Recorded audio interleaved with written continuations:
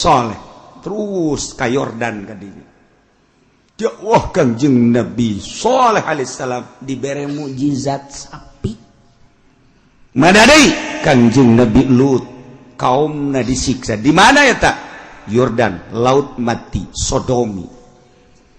Ye Yordan, ye Palestina di dieu tengah-tengah antara Yordan jeung Palestina Israel di dieu aya ngaranna negara atau kampung Sodom. Di belah dina laut mati etalah didinya Kangjeng Nabi Lut naik ka dia dibantingkeun diangkat siksaanana taneuh di kaluhur langit ke dibalikeun ka anda.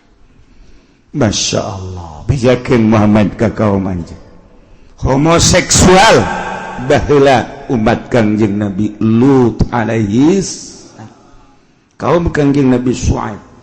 Kangjeng Nabi Syuaib melanjutkan Kangjeng Nabi Musa alaihissalam. Setelah Kangjeng Nabi Musa pupus, Kangjeng Nabi Syuaib mitoha Kangjeng Nabi Musa alaihissalam dilahirkan di Madian. Kemudian Kangjeng Nabi Syuaib lahir di Madian, kemudian maut di Madian. Nah, Yordan didinya lah disiksa kaum. Kurang kumaha dicaritakeun ku Gusti Allah. Nah, ialah nakussu alaika min amba'iyah. Ieu mah hanya sekilas-sekilas cek Gusti Allah dihareup bakal didongengkeun hiji-hijina nabi-nabi, rasul-rasul teh sakedeung. Eta kumaha? Wa laqad ja'atuhum rusulun bil bayinat. Nyata jelas yakin datang ka eta kampung, ka eta negara, ka eta ahli-ahli negara nu tadi dicaritakeun rusulum utusan-utusan ti Gusti Allah. Lain make tangan kosong kabeh ge bil bayyinati dibere mukjizat ku Gusti Allah nu nyata jeung jelas. Leuleung nya ngahadiran kana mukjizat. Tapi pamakan uliu minum. Sama sekali teu ngimankeun bima kadzabu ku sebab kakufuran anu nyana geus ngabohongkeun. Tetep bae tata dina memeh datang rasul kufur sageus datang Kangjeng Rasul teh mawa mukjizat nyana mempertahankeun kakufuran kufur bae siksa ku Gusti Allah. Masyaallah bima kadzabu min gob. Umat Kangjeng Nabi Nuh teh kufur ka Allah, diutus Kangjeng Nabi Nuh mawa mukjizat Kangjeng Nabi Nuh teh, tapi tetep bae nyana mempertahankeun kakufuran memeh datangna Kangjeng Nabi Nuh siksa. Allah karim. Kaum Ad bangka warah kufur ka Gusti Allah diutus Kangjeng Nabi Hud alaihi salam. Didinya Kangjeng Nabi Hud diutus dakwah. Umatna tetap mempertahankan kakufuran sakumaha memeh datang Kangjeng Nabi Hud sanajan mau mukjizat kufur bae siksa ku Gusti Allah. Masya Allah karim. Kitu kene Kangjeng Nabi Saleh kaum Samud teh bangkawara teu percaya ka Gusti Allah diutus ku Gusti Allah Kangjeng Nabi Saleh alaihi salam dibere mukjizat sakumaha kahayang masyarakatna, tapi tetap bae mempertahankeun kakufuran sakumaha keur memeh dihitungkan diturunkeun diutus Kangjeng Nabi Saleh alaihi salam atuh disiksa ku Gusti Allah kabeh karana itu. Nah ieu urang di zaman Kangjeng Nabi urang Kangjeng Nabi Muhammad sallallahu alaihi wasallam geus sabaraha siksa Allah anu ku urang karandapan kadeuleu. Tsunami teh, gempa teh, angin teh, poek teh, gunung teh, eta kunaon? Ku sebab teu percaya ka Allah atawa ka hukum-hukum Allah, ngalecehkeun ka hukum Allah. Geus biadab manusia teh diciptakeun ku Gusti Allah tapi teu percaya ka Allah, dibere hukum ku Gusti Allah tapi nyeun hukum sorangan. Iya siksaeun anu mantap kurang hati-hati kuari masyaallah rempan dasar baheula nu mabok tengan di Grogol doang di lapangan Banteng di Jakarta, tapi kuari manu mabok di handapeun Tangkalawi hareupeun 5 urang gigireun 5 urang. Baheula nu zina teh di Jakarta, di Bandung kota gede kuari mah di lembur-lembur. baheula manu maling teh copet ayeuna di bus kota Gamadi jeung sajabana kuari mah pamalingan di imah urang. Baheula mah hayang nonton film teh kapan di gedungna aya gedung film kuari mah ieu layar film di babawa ngaji. Layar film di babawa kiai nu mawana gede keur ngisi nonton film bae deh. Iya kumaha lakona. Hese kasadar baru dek jadi wali. Aya nu ngomong kieu malah mah kiai, asana kula mah lamun ka mana teu mawa HP teu betah lantaran asana pareumun obam dabo. Eta kiai pohara jasa masyaallah. Lain pepegatan jeung makhluk, lain pepegatan jeung dunia. Endahan naon kitu ngaran nyieun jaringan.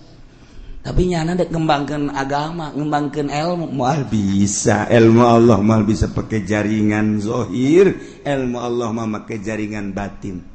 Ta'alluq galbu urang ka Gusti Allah. Deket urang ka Gusti Allah, makin kapercaya ku Gusti Allah. Makin deket, makin kapercaya. Di mana urang dus kadinya, ayalah dina ma'rifatullah wa rasuluh.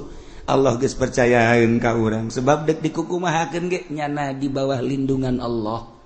Lain make jaringan, make organisasi gaji supaya loba. Wow, pakai surat kondang terus dihubungan capek ngaji kos gitu. Emang ulah kena kiai kitu lain ulah ngan kena nyeri hate. Nyeun undangan 1000 nu datang 100. 100 ge jeung tihang aya 10 berarti 90. Capek maning diri urangna bersihan deketkeun ka Gusti Allah, pegatkeun urusan dunia, pegatkeun urusan makhluk, eta mah hate.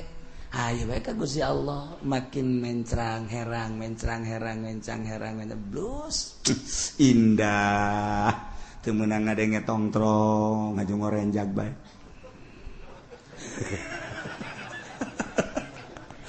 Ngorejat asal gede tongtrong ngorejat kok mau jualan tongtrong ngorejat jasa terus gitu ta eta bersih hate garana masyaallah kuari matung ti mimiti kiai nanggeus kos kararia komo pamerintahanan hajun nu negor ka pamarentah eueuh di zaman Gus Dur mah dibuka lebar-lebar teh demo teh dibuka sakahayangna ayo hayang nyaho cak Gus Dur kumaha kemudian dipanggil diterima sok adu argumentasi dibuka lebar-lebar teh di zaman Gus Dur. Ulah aya sekat antara pemerintah jeung rakyat. Sebab lamun pemerintah teh dek urusan rakyat. Lamun aya hijab aya sekat dek kumaha ngurusanana, dibuka lebar-lebar. Demo diunggal negara, diunggal kampung. Ayo. Ngan demo ulah sademo-demona siapkeun argumentasi. Madap tanya argumentasina. Ya, dijawab ku Gus Dur, makana kieu makana kieu kumaha maneh anu teu cair kabeh dibuka lebar setelah Gus Dur langsung SBY masih aya keneh 60% demo masih aya keneh diganti ku presiden urang terkurus sedunia teu masalah emang presiden urang kenyataanna kos kitu teu masalah eta ge cak nu lintuh ngomong gitu ge kumaha tak ku hari tidak ada demo bahkan hampir undang-undang kembali ke zaman Soeharto. Namun demo bisa tembak tempat. Encan sampai kadinya mangan direncanakeun teu meunang sekat makin jauh. Di zaman Gus Dur dibuka sekat, rakyat jeung pemerintah tidak ada sekat. Hei, pokokna mah nanya naon, beurang penting silahkan. Silakan di zaman Gus Dur mah, tapi kuari awas demo-demo, awas informasi dan lain sebagainya. Emang kuari kuah gitu. Jadi geus teu wani kuari mah nyara baris nyarana bae urang nonton nyana teu bisa dek laporan lamun anak geus teu bisa laporan ka bapa deuk kumaha jadina kula masuk inget ka dongeng baheula di zaman gitu di India zaman tabiin aya seorang pemimpin India Islam harita keur carita poho ngaranna nyana nyun lukisan bede jeung bagus lukisanana gandrung kan di India mah gandrung tanggal gandrung lukisan tangkal gandrung nu gandrungna keur meujeunna buahan didinya ayam manuk enclak di buah gandrung kemudian bari macok gitu talukisanana. Woi indah jasa bagus jasa juga gede tempelkeun di hareupeun istana raja ku abeh punggawa-punggawa mun kieu mah bangsab kitu kerabat-kerabat kerjaan wae di istana ningali jeung supaya kitu mengomentari wabeh komentarna nu mistek bagus hebat memang bener bagus ku ari diundang di kalangan tokoh masyarakat geus giliran pejabat ngabaguskeun kabeh tokoh masyarakat konglomerat kabeh diundang supaya neuleuh lukisan tersebut. Wow anu teu ngalem ku abeh memang bagus ku abeh ngalem jeung bagus ku ari di kalangan rendah si miskin salembur cokotan coba si miskin ngumaha terhadap lukisan ieu begitu nolo si miskin matu ngaranna ge miskin ieu jeung bodoh pan atuh teu bisa ngadilai nya ngan aya salah saurang miskin biasa cumplang campling tanya saurang ieu bagus tah sia eta kumaha lukisan cek ulama ieu lukisan teu bagus kok kaget atuh wah sana dibunuh cenah bakurang teu bagus sakeuna ieu lukisan bahkan salah panggil ku raja ke berani amat ieu ngateu baguskeun jeung nyalahkeun sedengkeun ieu karya seseorang anu luar biasa aya anu ngalukisna beureum di pelebah mana teu bagusna jeung pelebah mana salahna ieu raja ge sarua bingung panggil coba nyatakeun di harapan manusia kira-kira iya lukisan bagus apa jore? Jore. Si miskin iya berani amat miskin. Kira-kira iya bener apa salah lukisan? Salah. Nyatakan coba kuari di hadapan masyarakat, di hadapan penggede iya. Kagorengan jeung kesalahan jelaskeun. Cak nyana teh kieu. Iya tangkal gandrung, aja tangkal gandrungna keur buahan tere dipanen berarti mondoyot.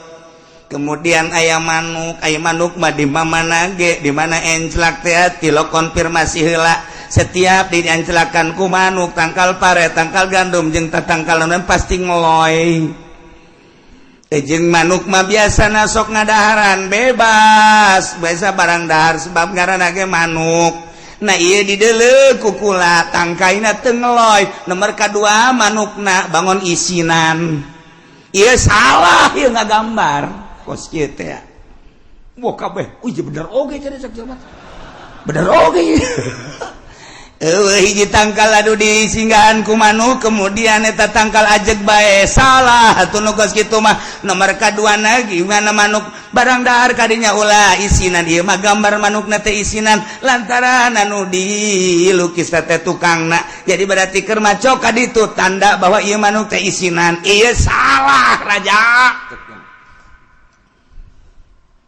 tanya deui leuwih jerona deui kumaha ieu maksudna ieu teh kapan gambaran antara rakyat jeung pamarentah hartina pamarentah teh ieu tangkal gandrung anu siap dipondoyotan ku masyarakat kemudian hartina gambaran manuk eta adalah rakyat di mana bae rakyat mah deuk encrakna jeung irah bae geus di mana-mana ieu teu ngarasa beban tangkal gandrung dieunteupan ku manuk teu ngarasa beban berarti eta teh tangkal anu bangkawarah blon eta tangkal burum raja begitu ditangkap kula mah tangkal caknya lain raja ieu mah tangkal nu blon belah ditu nama ya raja bisa fakir teh bisa miskin ieu teh manuk gambaran rakyat anu deuk singgah minta diurus ku tangkal gandrung sebab di tangkal gandrung aya potensi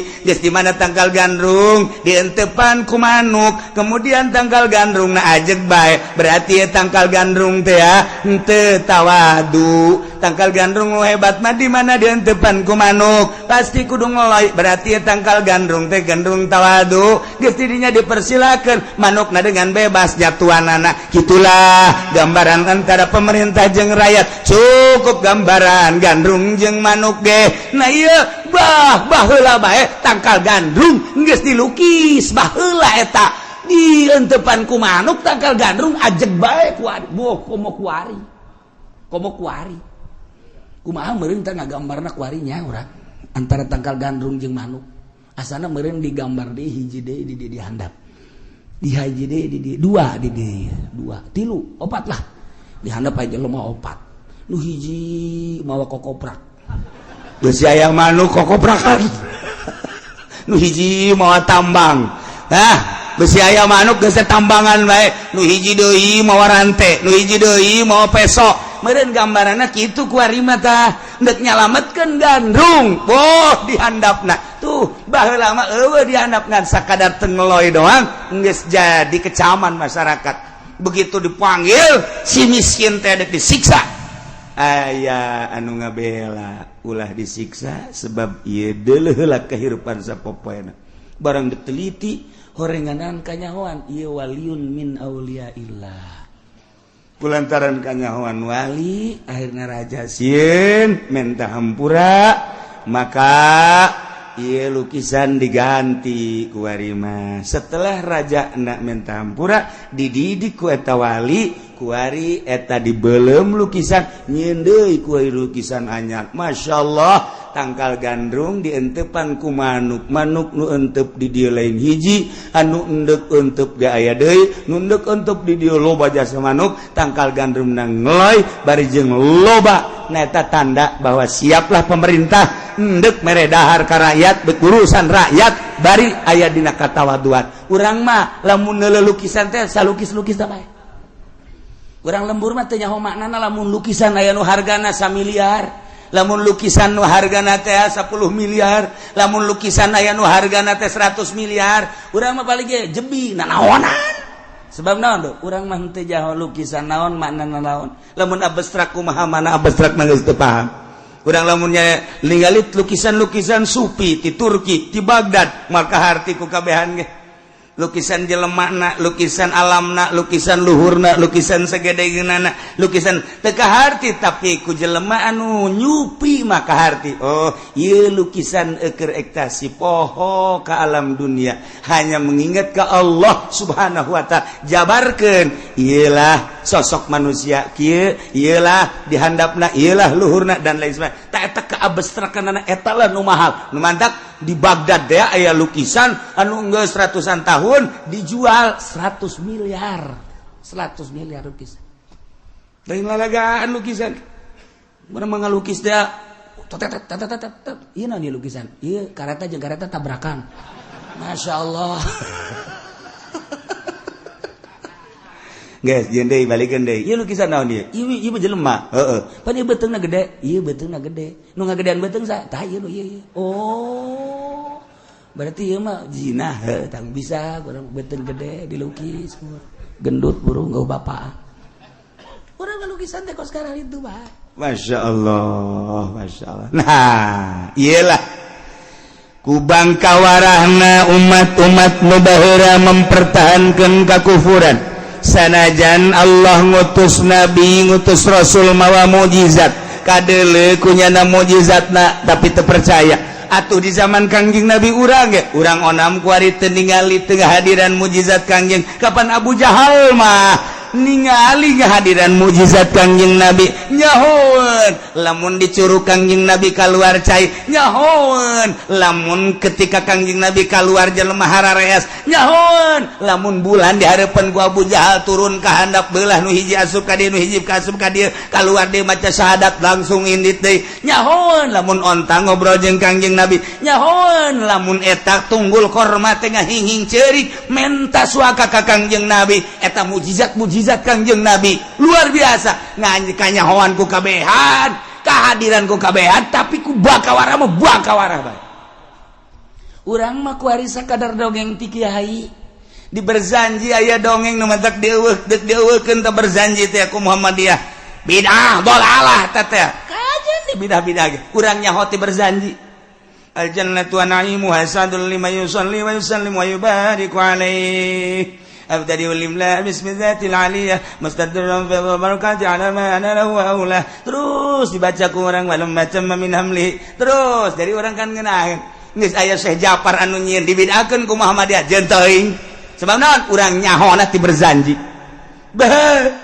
dibaca ku urang berkahna luar biasa baca ku urang muludan berkah mah ulah wakaheula berkat nu jelas mah mun sia mah kadinya bae heran tuh berjanji teh lain hayu kurang diasupkeun ka jero hate tungtungna memanggul berkat tapi eta ka berjanjina teu hormat sia teh meunang cau gede ti berjanji sia eta meunang anu ti berjanji tapi ka berjanjina teu ngahormat bloon amat baca kurang masyaallah padahal lamun maca wa kim bihi min nasabin taharahu Allah taala min sifahil jahiliyah orang zainul khairan ku hadirun fi maulid ani warwata eta kan ngeunaheun urang oh sejarah Kangjeng Nabi ya Allah ya Rabbi tah dibaca alam matamma min hamdihi syahran ala masyhur al mukhtalifatil marwiyah tufiya bil madinatu syanifatul munawwaratu Abu Abdullah wa kana qadidan jangan kula mah talar kos kitu teh tileletik bisana sombong amat emang sekali-kali yang sombong ya naon sebabna atuh kula tileletik di dieu maca shalawat jeung almarhum Abah teu kudu nara teu pernah kula mah bener henteu pernah nalar eta ngan anggal malam Jumat ngadengekeun malam Jumat kula malam Jumat terus-terusan shalawat maca berjanji atuh talar sorangan okos urang ngadengekeun khutbah teh eta di atuh talar khutbah Jumat atuh dipake mah henteu ngan talar tuh teu talar lantak teu pernah nalar ngahajakeun kula mah bener teu pernah ngahajakeun nalar gitu tapi ka talar batur nu salah nyaho kula kula mah nu salah boleh salahkeun segala marhaban segala teu pernah nalar ngahajakeun ngan kula lantaran tileutik baca shalawat yang berjanji jadi inget bae terus masyaallah karim geus barang kabeladina oh indah amat ieu berjanji masyaallah dibidahkeun Muhammadiyah ku persieun teuing urang nyaho berjanji nyaho naon kitu ngaranna kaayaan Kangjeng Nabi sejarah Kangjeng Nabi ti berjanji nyaho kitu naon mukjizat Kangjeng Nabi teh ti berjanji atuh geus nikmat jasa ya Allah urang maca mukjizat bae balik manggih mukjizat ye teh lain mukjizat sakitu maca doang orang dijemput dianterkeun haju urang dibere berkat eta kan eta makna mukjizat pohara ka urang eta kok Haji Pudoli mah kabeli mobil eta mukjizat eta pohara jasa masyaallah karim pohara mantak sing ada eta mah kudu disuhun teh mah gua berjanji kudu disuhun mun Haji Pudoli nyuhun berjanji bud kunaon eta disuhun ieu masyaallah mukjizat kabeli mobil ya aduh masyaallah kudu mah diminyak misikan mukjizat eta dzalika yatba'allahu ala qulubil kafirin sakumaha nu baheula teu iman ka para nabi ka para rasul padahal mah dibere mukjizat neuleuh jeung hadir tapi tetep bangkawala kunaon eta diceplok ku Gusti Allah hatena diceplok dilak dicap ku bangkawaran sakumaha umat nu baheula hatena dicap diceplok teu daek iman yatba'ullahu ala qulubil kafirin Allah ge nyecap Allah nyepok ka hate-hatena nu kalalapir salilana kuari di Amerika lain teu nyahoeun kana dongeng-dongeng Kangjeng Nabi di Inggris lain teh nyahoan informasi geus akurat jasa kuari mah informasi geus lain di surat kabar lain di majalah bae geus di segala rupa geus aya satelit ditampung kuari mah di satelit di awang-awang kuari urang tinggal mukaan bae dek nyaritakeun sejarah ti mimiti Kangjeng Nabi Adam datang ka sejarah Kangjeng Nabi urang wali-wali nu baheula araraya berikut kitab-kitabna urang kuari mun hayang kitabnya hayang kitab hayang kitab Zabur tinggal diklik bae urang hayang kitab Injil tinggal diklik berbagai bahasa lamun baheula Kangjeng Nabi nu bahasana bahasa di Irak Babilonia Suryani eta teh aya kuari mah tinggal dipencet keluar susu salah mencet hayang nyaho Irak nu keluar eta bumbu kuari badek naon ti mimiten eta baheula nama Kangjeng Nabi nu teh bahasana Suryani di Babilonia. Kemudian kabelah dia aya nu nyararaba umat-umat Kangjeng Nabi Nuh teh ka dieu ka Israel ka dieu ka Yordan kebelah dituna terus ka Tajikistan terus ka Maroko campur jeung jelema-jelema urang dinya berbeda bahasana bahasa Suryanina leungit kos urang bae kuari urang di dieu bahasana Sundanya ka Jakarta urang berubah bahasa jadi bahasa Betawi kemana aja lu lagi ngapain aja ane-ente Jakarta kan gua itu aya jeung Jakarta teh sok sara rombong membalik di Jakarta harus sombong orang Sulawesi balik ke Jakarta aju ka ditu ka imahna ka lemburna aju sok sombong ya antara mana aya waduh sombong biasa kan dikurangan-kurangan orang Jakarta mah lamun sudah jadi udah gitu kan dikurangan-kurangan coba ge orang Jakarta mah gitu kulantaran sombong jasa ieu orang Sulawesi balik di Jakarta sombong jasa urang ditu ge hayang nurutan urang Jakarta ngomongnya dikurangan sarua aru atang ari akata udah ompong siapa orang Sulawesi nurutan ya lah ya Allah ya Rabbi nah ieu kadzalika Allahu ala qulubil kafirin diurang ulah nyaritakeun di Eropa ulah nyaritakeun di Amerika ulah nyaritakeun di Australia Asia kuari di Asia ada Asia Tenggara ka dieu ka urang Pasifik nah ieu ambalaya kafir jalain teh nyaho nyana informasi kafir di urang teh palalinter janyaho di Indonesia mah ulang mulut samulud-muludan komo di Jakarta mah nu mantak Ahok marah ge ulah nyaritakeun Muhammad cakna marahnya na muludan rajaban orang mah dimarahan dia terus wae sebab eta mah dipake ka cinta ku urang dibidah-bidah terus wae diharam-haram kajeun kunaon eta meluapkan rasa cinta urang ka Kangjeng Nabi urang Kangjeng Nabi Muhammad sallallahu alaihi wasallam makin dibidahkeun makin gede-gede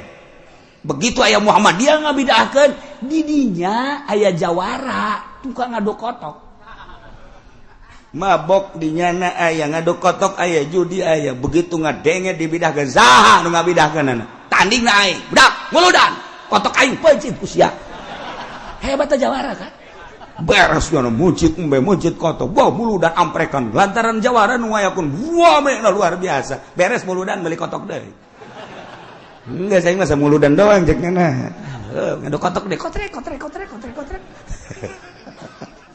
Telah gusi itu jawara di orang. Ini sakit juga guys, alhamdulillah. Teu meunang kasuat-suat di orang.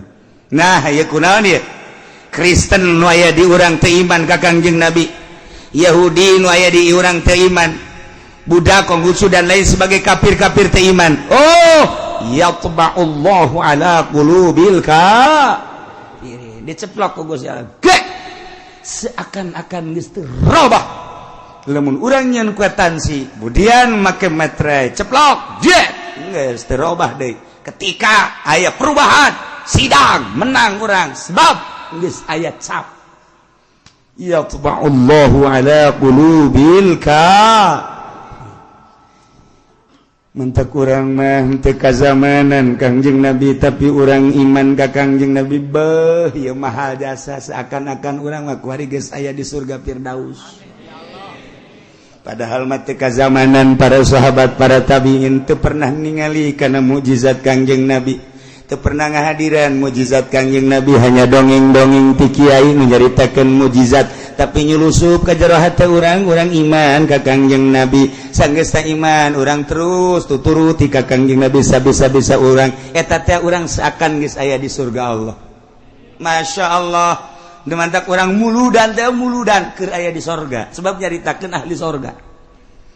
Teu pernah urang teh karambanan kabarengan urang kazamanan ka Tuan Abdul Qadir tetapi caritaan-caritaan jeung elmuna aya urang cinta ka wali Allah lantaran Gusti Allah ngajelaskeun dina Al-Qur'an ala inna auliya Allah la khaufun alaihim wa lahum yahzanun jeung hadis-hadis Kangjeng Nabi nyaritakeun tentang wali nyulusup ka jero hate urang komo mun nyaritakeun karomah para aulia Allah urang cinta teu kabendung ku urang di bidah-bidah Wahabi mah apa itu?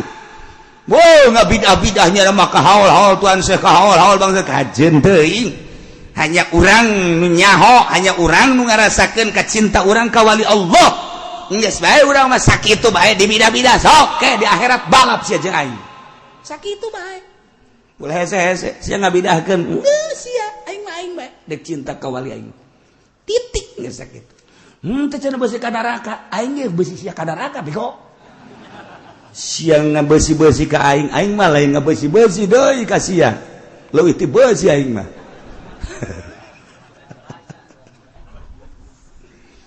Wa ma wajadna li aktsarihim min ahad. Wa ma wajadna tumanggihan kaulan wagung kana lolobana manusia min ahdin tina nyumponan perjanjian. Urang teh baheula di alam arwah teh ditanya ku Gusti Allah. Hei arwah, nun Gusti. Alastu bi rabbikum? Lain tak kaulah pangeran jen. Qalu bala syahid. Sumuhun Gusti. Abdi teh percaya bahwa Gusti teh pangeran abdi nyaksian. Hei. Rek nurut padeh ka kaula. Sanes nurut deui atuh Gusti ja Gusti teh nu nyiptakeun abdi.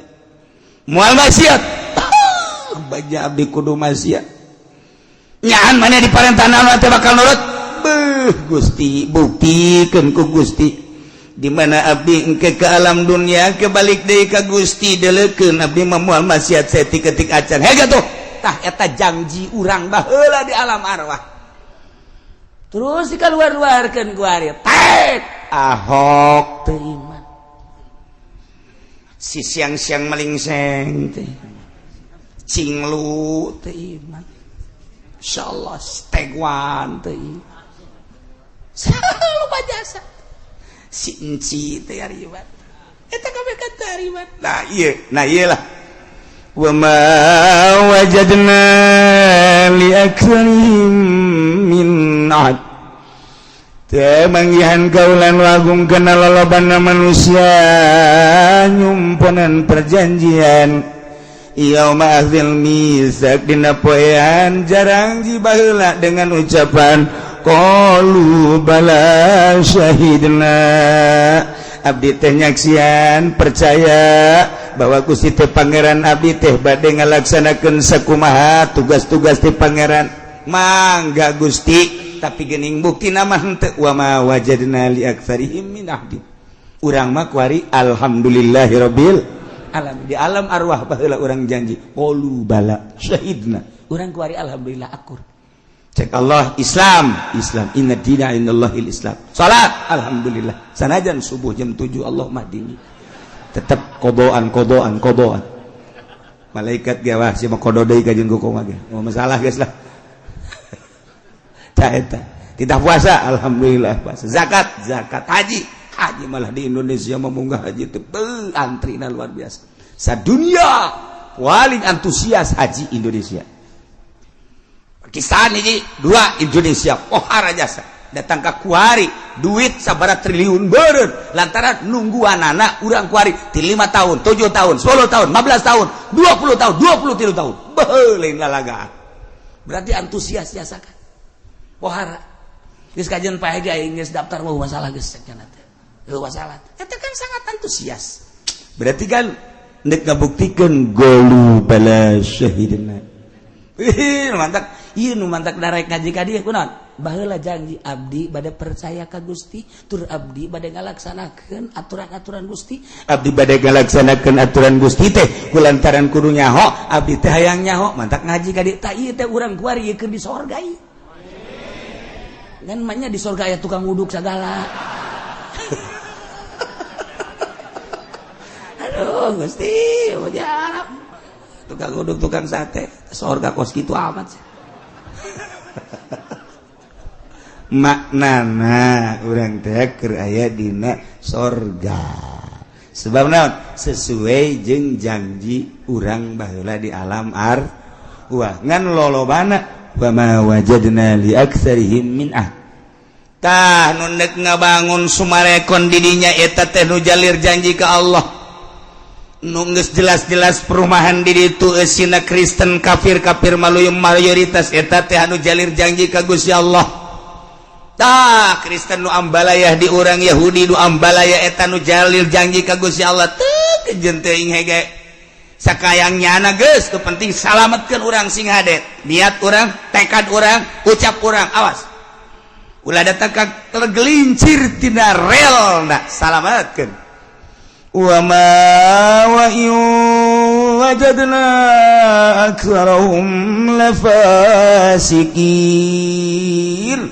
jeung sanyana wajadna kaula manggihan agung aksarahum kana lolobana manusia mah oreng lafasikin lolobana mah berarti mayoritas manusia fasik ieu cak Allah lolobana manusia teh jalir janji cak Allah lolobana manusia teh horenganan fasik cak Allah kuari mah Tangerang we sakabupaten Tangerang aya sabara kecamatan satu kecamatan aya sabara desa sadesa aya sabara RT berarti umatna kahitung sakabupaten teh aya sabaraha umat Islam kuari eta umat Islam teh anu belajar dina kaislaman aya sabaraha sanggeus belajar dina kaislaman anu make aya sabaraha anu sok salat konsisten aya sabaraha anu sok zakat konsisten sabaraha anu salat nage khusus sabaraha barani hitung-hitung sakabupaten hiji-hiji acan aya anu khusus hiji dua mah meureunna anu salatna alhamdulillah cirina di Cikupa masjid dibangun, di Belaraja masjid dibangun, di Sepatan masjid dibangun. Eta kan ciri berarti aya nu salat. Sanajan subuh mah subuh nu adzannya na, nu qomatnya na, anu berjamaahnya na make sapeker di kesulobaan. Bismillahirrahmanirrahim. Cek masyarakat lobaan ya bas bareng di deleunya anak kene. Ya Allah, ya Rabbi borongan. Eta di mana cenah kieu moal bejakeun lah. Itu bae pokona mata Gusti Allah horeng bener ieu wa wajadna aktsarahum lafasikin urang mah ulah kasupkeun ka ayat ieu urang nu kaluar tina ayat ieu lamun Allah ngajelaskeun lolobana jelema jalir janji urang mah ulah mun lolobana manusia adalah fasik urang mah ulah mudah-mudahan urang ditetepkeun iman Islam dikuatkan iman Islam sehingga iman Islam urang kabawa maut di akhirat urang disalametkeun ku Gusti Allah diiringkeun bareng jeung para ahli-ahli Allah Subhanahu wa taala bi barakati umil Quran Al-Fatihah. Bismillahirrahmanirrahim. Alhamdulillahirabbil alamin arrahmanir rahim maliki yaumiddin. Iyyaka na'budu wa iyyaka nasta'in. Shiratal mustaqim. Shiratal ladzina an'amta 'alaihim ghairil maghdubi 'alaihim waladdallin.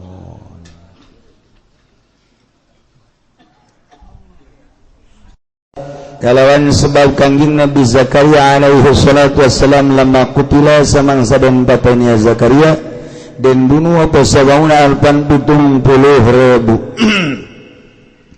wa kutilalan dan bunuh bisababil Husain kalawan sebab Sayyidina Husain sabamiati alfin apa 700.000 agama gola atawa kaya oleh ngucap iya raw inta ustutu gia gaul waral hafid lalu diriwayatkan sapaki hafid Abu Nuaim kuning ki Abu Nuaim annal fasaqata satuhune pirang-pirang kang fasik lemah qatalu iku samangsa mata ini ya fasaqah Ali al-Akbar ing Ali al-Akbar wa ladal Husain tegasana kesina Husain talabu Zainal Abidin maka nyuprina ya fasaqah ing ki Zainal Abidin alladhi huwa 'ala al-asghar kang utaya Zainal Abidin iku tetep ingat sekang cilik liaqatluhu depan enta ngabunuh ya fasaqahu ing Zainal Abidin fawajaduhu maryadan maka nemulah ya fasaqahu ing Zainal Abidin ingkang gering fatarakuhu maka ninggal ya fasaqahu ing Zainal Abidin wa kana ummuhu lanana apa umur Zainal Abidin hina kutilu waktuna wahina qatalu akahu waktuna mata ini ya pasako ing dulure ya Zainal Abidin 13 sanatan ikut 13 tahun sumanhum qatalu kali-kali satuhuna ya fasaqah ikut pada ngabunuh ya fasaqah hu ing akha ba'da zalika ing dalam sausane mangkono ing dalam sausane mangkono talab bimuddatin kalawan samasa wa hamalu rasah lan pada naranggung lah ya pasako ing sirahe akha ila Misra maring negara Mesir bi masyari ing dalam kubur kang nggon atau kang mati syahid ya akha qariban dari parak min mujratil qal'ah saking mujratil qal'ah min Nil Misra saking dengan Nil Misra kama raituhu kaya barang kang ningali sunhu ing maktuban ingkang ditulis ala gabrih ing atase kuburan akha bi khatin grim kalawan tulisan kang dingin nuluykeun caritaan tentang pembunuhan Sayyidina Husain anu terus disaksra ka putra-putraan etik ye diriwayatkan bahwa saingnya kalakuan dibunuhlah sabab terbunuhna Kangjeng Nabi Zakaria alaihi salatu wassalam waktu dibunuh Kangjeng Nabi Zakaria anu milu disatukan kena dibunuh deh 70.000 manusia ahli Allah Masya Allah wakutila jeng dibunuh bisa babil Husain kusabab Sayyidina Husain sabumiyati alfi 700.000 manusia anu dibunuh deh soal pembunuhan terhadap ahli Allah aneh jeng teu pernah mundur ahli Allah urusan maut geus jadi biasa nuantak di Irak teu aneh berjuang teh urusan eleh jeung menang lain urusan urang teu penting berjuang geus teh gimbir urang Irak bangsa Irak Iran Persia teh negara-negara kuno tiba agama gola indah waral Hafiz Abu Nuaim Kiai Hafiz Abu Nuaim nyarioskeun annal fasaqata saenyana jelema-jelema anu buang kawara nu para rasik begitu manehanana ngabunuh Ali Al-Akbar putra daripada Sina Husain gaduh putra ngaranna Ali Akbar kuburanana di Iran Ali Al-Akbar aya Ki Ali Murtadha aya Ali Akbar aya deui kitu Fadl itu makam rame di Iran rajas jelema-jelema nu para rasek neangan nadina ye ngaranna Zainal Abidin nu harita masih keneh leutik keneh maksudna mun aya dek dibunuh teangan disaksak Zainal Abidin kapanggih Zainal Abidin teh pawajaduh cuman keur dibere muriang panas ngahodhod Zainal Abidin teh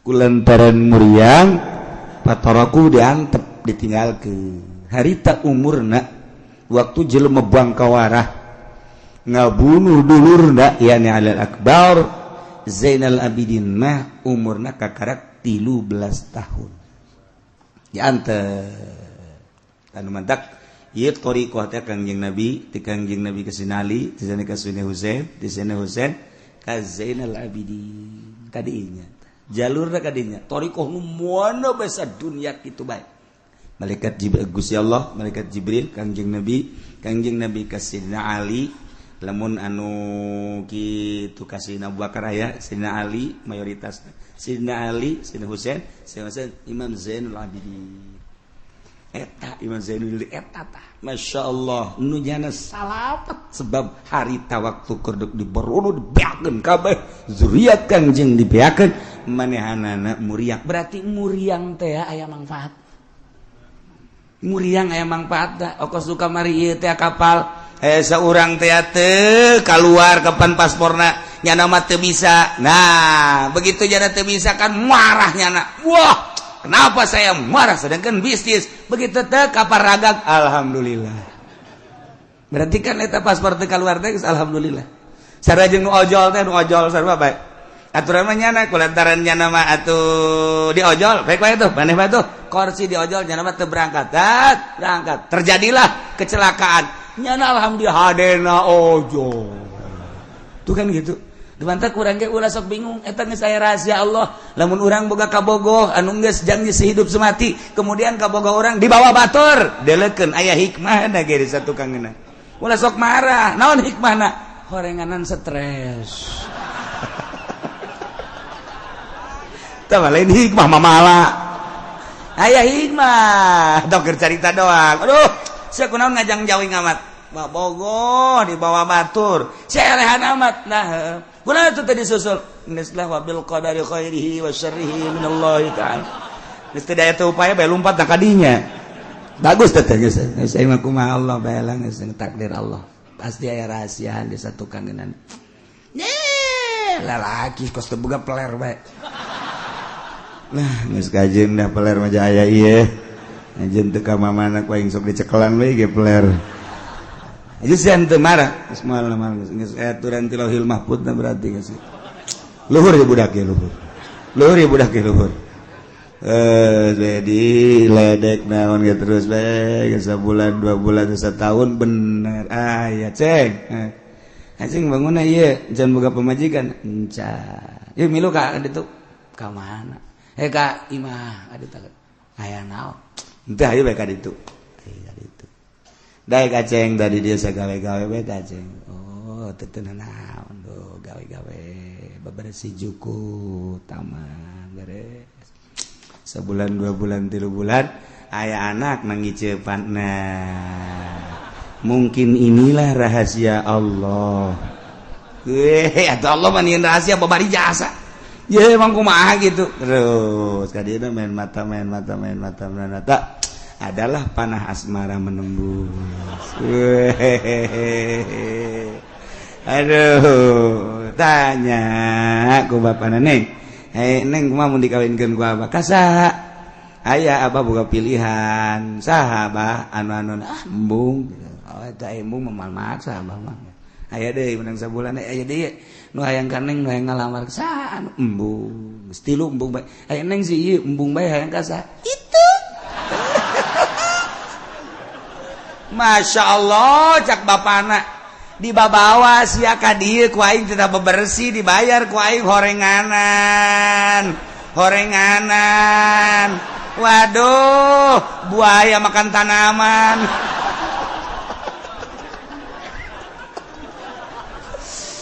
Tapi beureun geus rahasia Allah geus lah apa geus ridho bae nu penting bahagia bae tuh ya rumah tangga geus masalah geus. Ngapa mah nu penting bahagialah di dunia ieu jamal kebal sia kaderna ku aing salatna bagus baca Qur'anna bagus lah tuh da dunia ieu ye di abah ge jamal beak geus lah pokona mah tah kawinkeun tuh itu rahasia Allah tuh inditna dibawa ka bogoh nu itu tunggu aya rahasia di balik udang.